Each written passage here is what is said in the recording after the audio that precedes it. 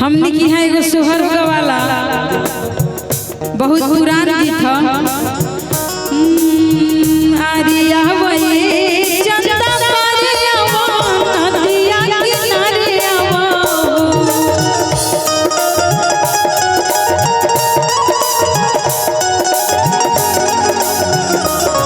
आरिया वही चंदा पारिया वो नदिया किनारे आवो चंदाया चंदाया अगना के बीच होलवा हमर खेली चंदाया अगना के बीच होलवा हमर खेली हो।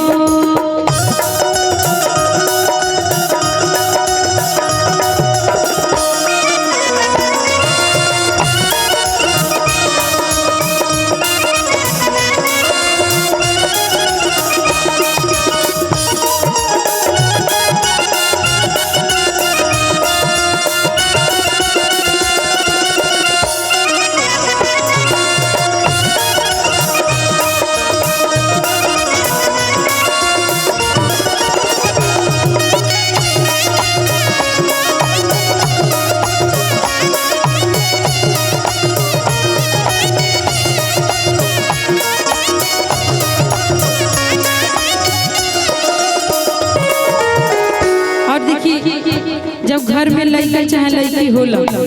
तो घर के लोग मुंह रंग रूप देखेला तो कहेला कि या तो मम्मी पापा गइल बा लोग ना तो नाना नानी ममहर पर लड़का गइल बा चाहे लड़किया गइल कहे के बा अखिया तो हमें जैसे